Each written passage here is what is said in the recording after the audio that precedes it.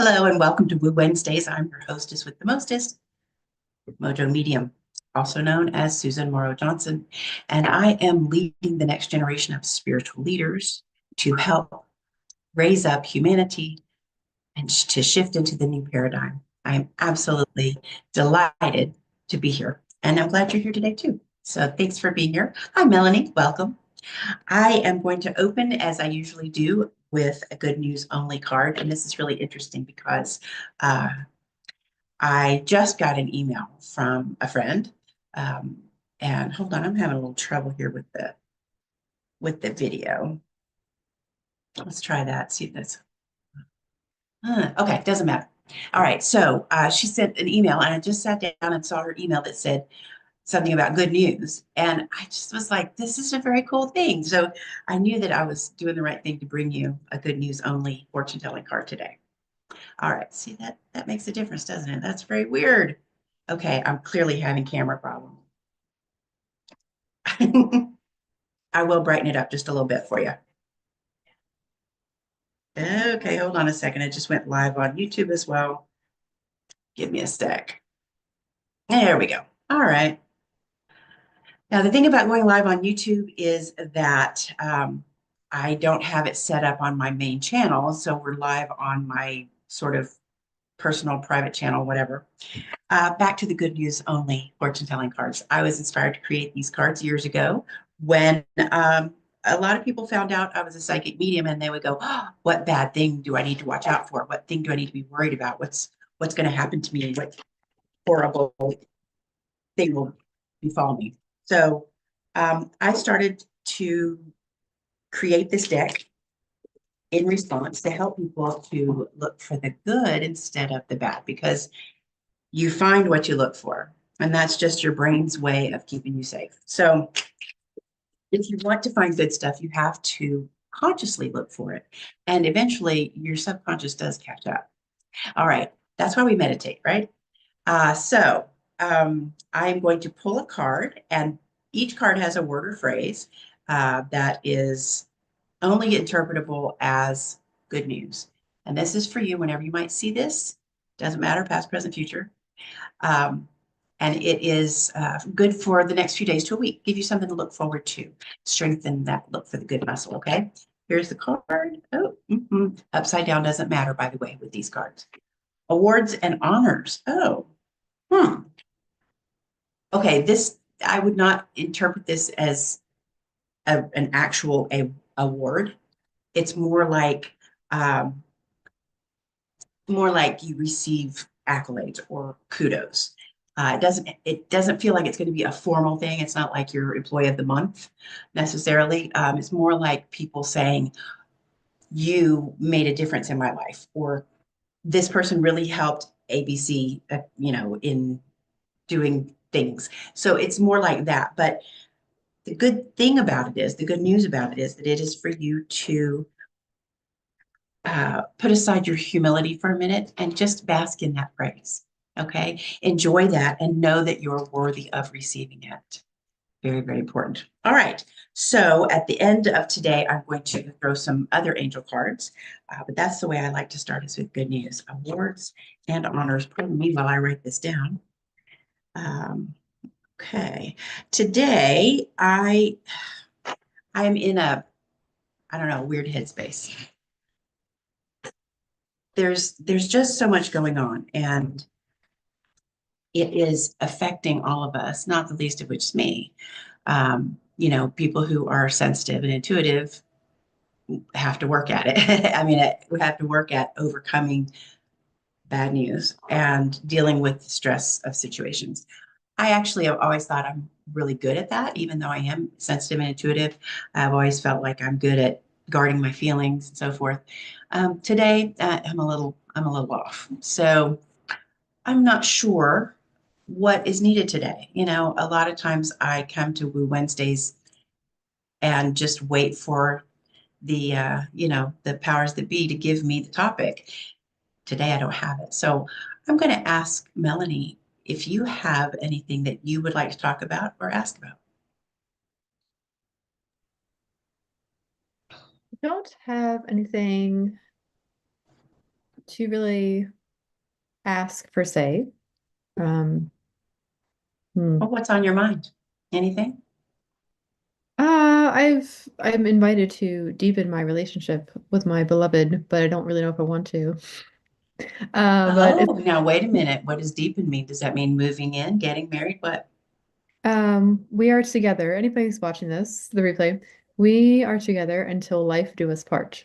So I do not desire to get married. It's just not me. I'm not mature enough Okay. for it, to be honest. If we're not going to get married, what's the level of deepening the relationship?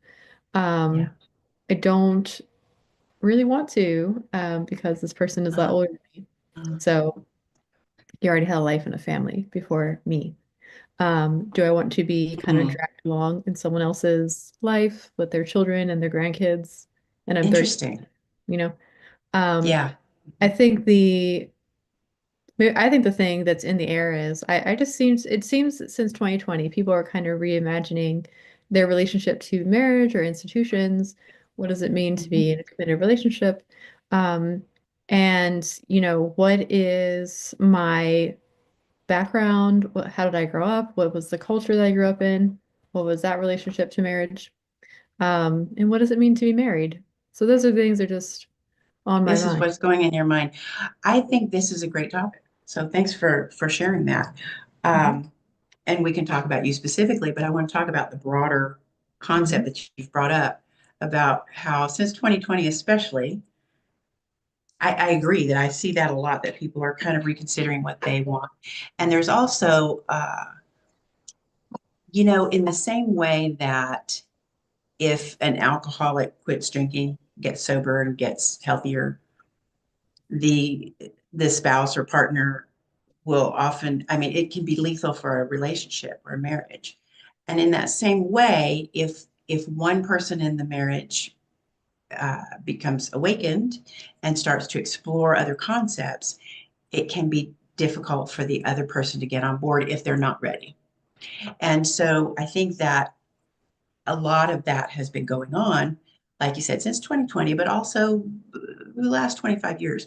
And what I thought of when you said that was the rise of interest in polyamory, which is where there's more than two people in a serious relationship. And, I don't think that's just about sex either. I think it's really about a community of friendship, and I am not I am not the least inclined that way. I just don't think I could handle it. But some people are built more that way. And it's like you were saying that, do you want to be in somebody else's life that's not yours? Or, maybe you want to keep being you and maintain your identity as you are as an individual. When I mean, I've always been married. I've been married dozens of times and always a bride, never a bridesmaid, that kind of thing. Um, and so I think of myself as being a married kind of person. And I have had a few years here and there being single, which I enjoyed tremendously.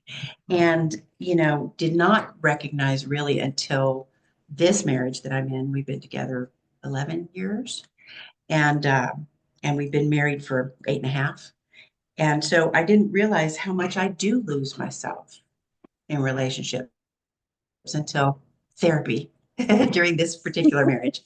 Um, and how much I will bury myself and, not ask for what I need and not even expect my needs to be met and so forth. And so I've come a long way on that, fortunately. But it made those years as being single really nice for me. I really enjoyed being single because, like you're talking about, I was completely me and I could do what I wanted and didn't have to consider anybody else. I mean, I'm a mom, and so my kids are well grown, but I'm used to being, taking care of them, considering them, and so forth. But when I was single and they were grown, it was like, this is freedom, baby. It was really nice. So, anyway, back to the concept of reimagining, excuse me, intimate relationships and how we want to do those things. I agree with you that that's just sort of in the energy of the moment. And it also it speaks to what I'm always talking about. My thing is the divine feminine. And I think the divine feminine is about inclusiveness and community. And so that makes sense as we are um, struggling to shift into this new paradigm where the divine feminine is in active labor. Oh, it hurts. I think that's a good way to describe it, really. But as we're doing that, I think that a lot of institutions fall away, a lot of new concepts that are more inclusive come to into play as well. And of course, then we have the pushback and the ones who don't want to because they're like, no, it's too scary. It's a change. It's different, but it's so nice. Look how lovely this is. We all love everybody, take care of everybody. And we want you to come and join us. No, I can't. It's not what I'm used to. So I think that's kind of where we are philosophically and energetically. And that, so I'm glad you brought that up. Jessica, you kind of came in a little bit. I'm sorry. Do you prefer Jess? Jess or Jessica is fine. Okay, great. I'm the same way, Susan or Susie, but not Sue. I'm just And picky. I'm not Jessie. No, I So see. I get Okay. it. So you understand. Yes, I get it Yep. too. So did you come in early enough to get what we're talking about? It sounded like you were talking about relationships and how um, being in touch with the more woo-woo side can affect it. And I know you talked a little bit about the polyamory, and if you want to talk polyamory and how it can be good and bad, I have a kid who's in polyamory and I can share experiences. Please share. Yeah, I'd love to know more about it. My daughter she's interested in it, knowledgeable about it, but she doesn't know if she'll ever do that. But please enlighten us. Yeah. Okay. So my middle child is gender fluid. Mhm. They say they're trans female to male, except they also say they have multiple personality disorder, and it depends on which personality is taking the lead, which gender they are. Okay. So when their core personality shows up, they have a female body that they don't like, and they want to be male. But it's weird, and they're really good about letting us not stress about the pronouns, Okay. which is Good. nice. That is nice. That's good. So they got married before they came out to us. Okay. To their high school sweetheart. A boy. And yes, presumably. male. Yeah. Okay. Male. But when I met him, I swear the kid was gay. Right. Okay. And you've got good gaydar like I do. Yeah. Oh, yeah. I mean, he would put on my other daughter's clothing, like her prom dresses. And he wore high heels and he had his nails done. I mean, sounds like a match made in heaven, actually. He's not straight. Okay. So now he claims he is intersex, claims he has ovaries. Okay, Now, the kid is also a liar. Can't ask him to prove that. Yeah. He's like, when I first met him, he told me he was a vampire and he was like 300 years old. And Yeah. so, I take everything the kid says with a grain of salt. But he went off to the military and while he was there was severely wounded. Oh. And he says it was a fall, but I kind of think it was a suicide attempt. Oh. And he came back with a lot of nerve damage, and he came back with no benefits from the military. Oh, no. Because he had not completed boot camp. So because he came back with this severe nerve damage, he does not like to be touched. Oh. And my child needs touch. And so they talked about it, and they decided that they wanted to bring in another person into their marriage. Now, see, that's a really practical kind of situation. Right. Yeah. So, okay, go ahead. Please continue. So they brought in another person, and this person is male to female trans. Okay. So all three of them are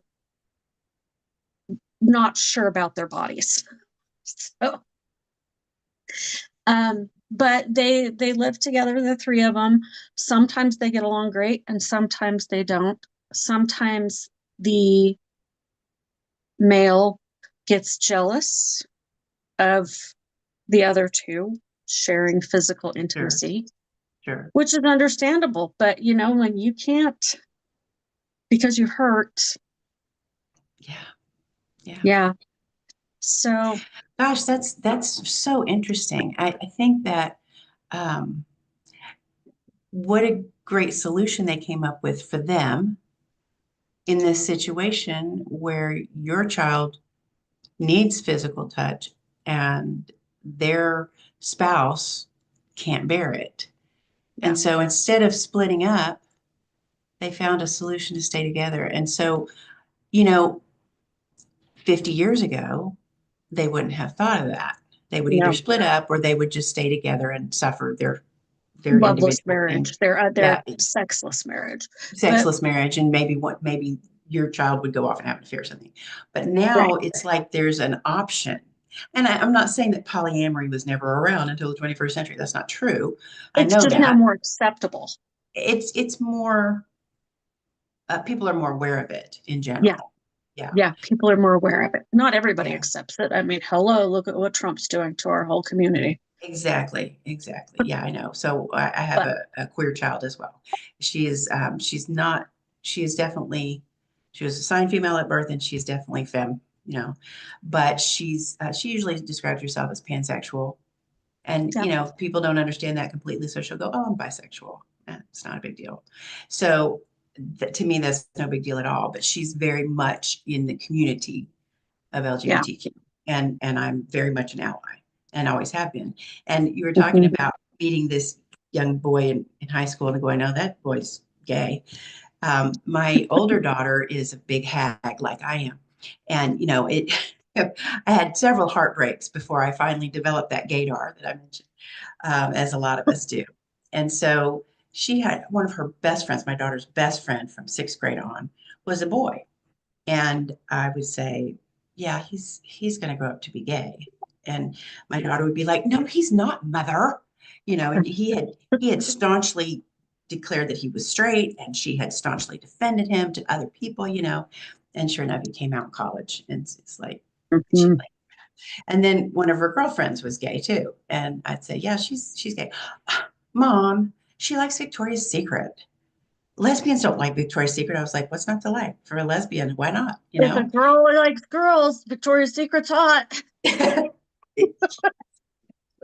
And so sure enough, she was a lesbian. And then she fell in love with a man and got married and had a baby. So, you never know what people are going to do. Love is love. And I think that's what matters. That's really what matters. And that also speaks back to the divine feminine, that love is love and everyone is welcome. And if you just love each other, then everything will be better. There's so much hate circling around right now. And it's just like, and I don't, philosophically and sort of intuitively, I agree with Dr. Martin Luther King Jr., who said, hate cannot stamp out hate. Hate cannot banish hate, whatever. Only love can do that. And so I really, it's hard, but I want to just like extend a lot of love to everybody and to the world and just let it wash over them. I know. If we like to send all this love to these idiots, we could fix the world. I love you, idiots. I love you, idiots. You're so idiotic, but I love you. Yeah, and I actually did a TikTok a couple of weeks ago where I went, okay, I'm fixing to shock you. I love, and I won't say his name, but you know who I'm talking about. His initials are DT. And people were like, man, in the comments, man, I'm glad I watched past the first sentence, because I was like, this is what we need to do is recognize, have sympathy for this person who has never felt love. He has never felt loved, and he has never felt love for someone else because he hasn't experienced it himself. And sure, we can blame his parents. We can blame But we don't need to his, blame. exactly, We don't exactly. need to We just blame. need We just need to acceptance is accept them important. for who they are And and feel the love, and feel the love. right, feel the Yeah. love and show them the love that we want back. Yes, yes, that's beautiful. I love that because when you love others, you're loving yourself. Ooh, that's a good one. That's a good It's one. kind of funny. I've got my Facebook open on my computer over here, and it just popped up. Hugs heal. Hugs heal. I love that. Yeah. You know, excuse me.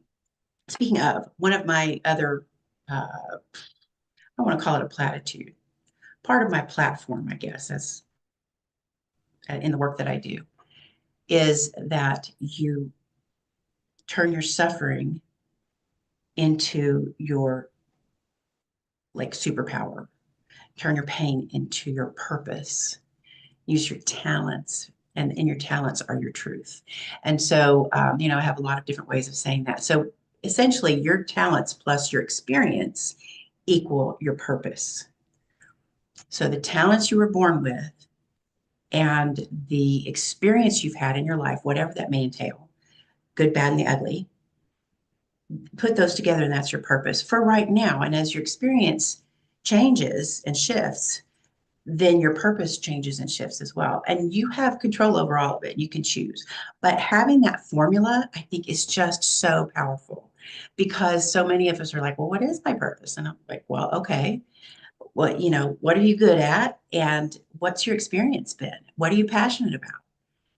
And I think that helps to answer the question of why do we suffer? And Mhm. it's like, well, because if you don't use your pain to help someone else with theirs, then what good is it? And there's got to be some good in it. There's got to be a reason for it, right? So we use our pain and our struggles to help others. And, many, many years ago, I remember, I don't know if it was listening to somebody or reading something or going to a class, but it was something about your greatest failure will be your greatest success or something like that.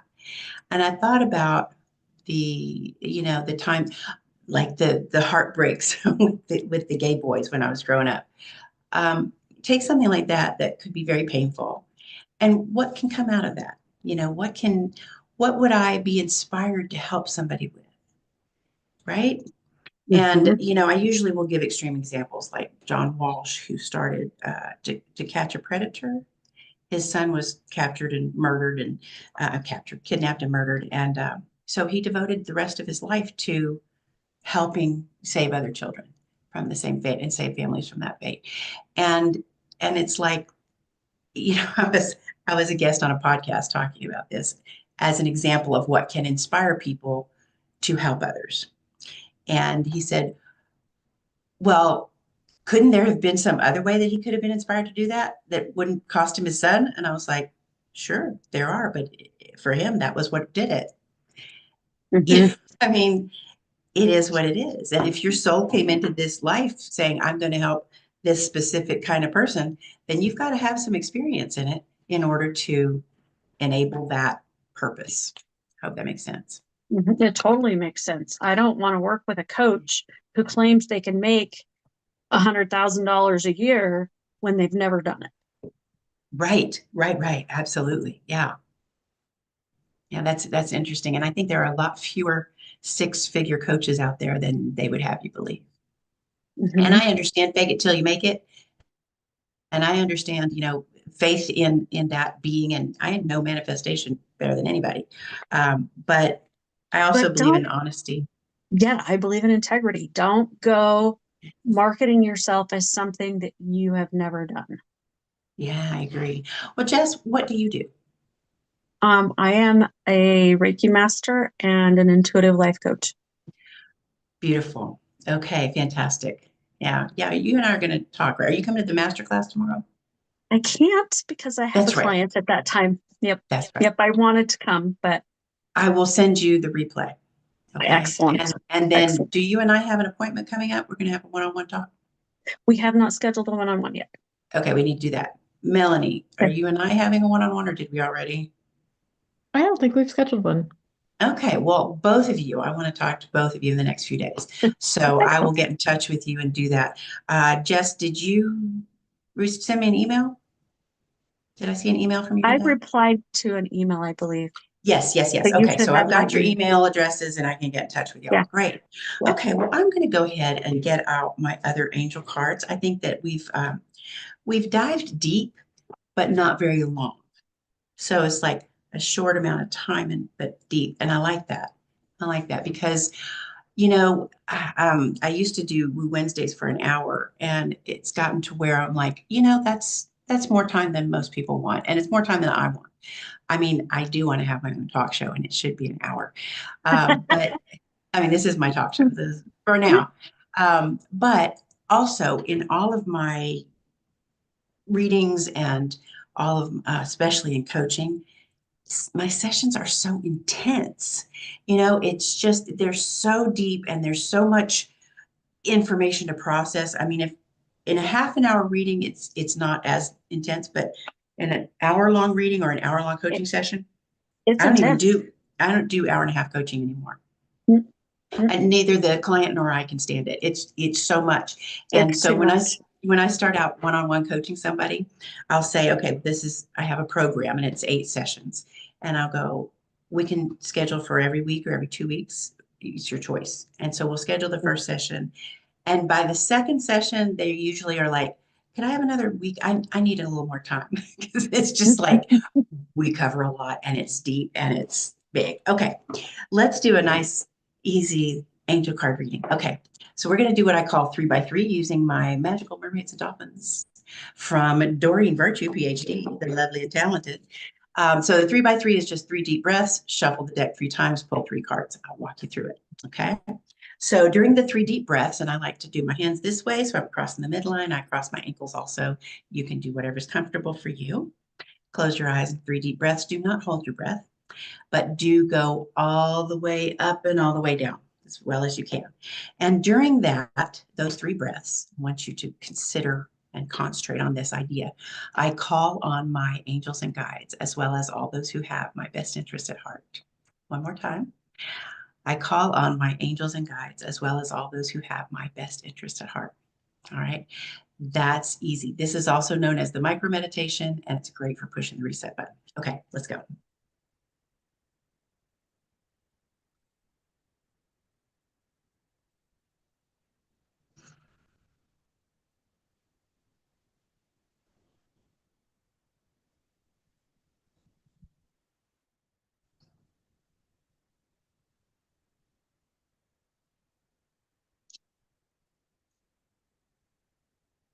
Okay.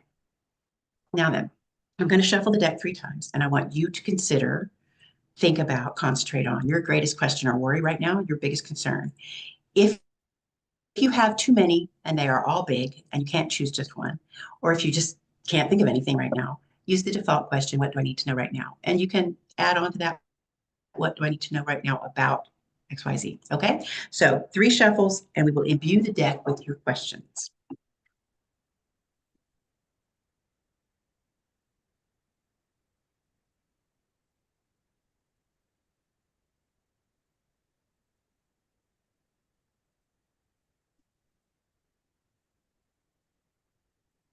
All right. Now then, I'm going to cut the deck and deal out 3 cards. I want you to choose 1, 2, or 3. Don't think too much about it. Just give me 1, 2, or 3. I like to play 2. All right. Now you've got your number. Cutting the deck and deal out the 3 cards face down. Now then, that card will be, quote, your card. However, anytime you are witness to somebody else's reading, no matter what kind of reading it is, where you are, if it's live or not, if that message resonates with you, it is for you, okay? Because that's the wonderful way that the universal consciousness works. It's fantastic. Okay, if you chose card number 1, this is your card. Ooh, a new dawn. The worst is now behind you and positive new experiences are on the horizon. Hallelujah. I do get a very global feeling about this. I do get a very global feeling. And I'm not sure if it's going to be it does kind of feel like a very quick flip. Now, I make a policy of not predicting politics because I have a desired outcome of my own. And so it's Right. kind of like asking, asking your tarot deck, should I buy a lottery ticket today? And what do you think you're going to get? Right. But this does feel like a switch, a light goes on. Uh, Something changes pretty quickly and pretty soon. This will be in the next few days to a week. So a new dawn. And I usually will apply this to an individual client, but this does feel kind of global. And so here we are. All of us have that desire. Maybe we made that happen and we can make it happen. So, all right. Here's card number 2, soulmate relationship. New romance with a spiritual basis is here for you now. Interesting that this whole thing was about romance and intimate relationships. Okay. And I don't know, Jess, if you were here, but Melanie and I were talking about how if one person goes through spiritual awakening, and if the other person isn't ready, it can really cause a problem for a marriage. And it happens, people split up over that. Okay. Mhm. In this case, I feel like it says new romance with a spiritual basis. I'm going to take that fairly literally this time because it feels like your existing romantic relationship, whatever that might be, deepens because of spirituality. And so if you have, very specifically, if you have felt like you were far ahead or different from your partner, start talking about it. And it's going to grow and be good. So don't let that gap grow. Bring it together. Okay. If you don't have a partner, which could be the case, it seems like it feels like you know someone who's already very spiritual and kind of in the same place you are. And I think there might be an occasion to get together. So that's what that is. Very cool. If you chose card number 3, this is your card. Playtime. The dolphins know the importance of playing as joy creates miracles and manifestation. Okay, I always think that's a corny card. I should probably take it out of the deck. And I sometimes love this is very much playtime. about, oh, good. I will leave it in the deck then because you like it. Look Good. at this. Can you Oh, not well, see that's what? true. Yes, and actually, I'm like you are too. I love, yeah. If you could see my real office, it is a nice sunny yellow. It's not beige, and these colors are very bright. And I've just Mm, got a room full of pink and turquoise and aqua and shimmer nice. lights and just a million things. Yeah, and I'm very much like that too. I like color and pretty stuff and fun.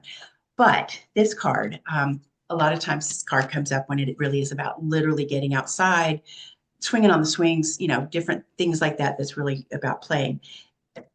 In this case, and this goes kind of along with our topic today, it's about, oh God, this is good. It's really about playing with your beliefs and playing with your concepts and your preconceived notions.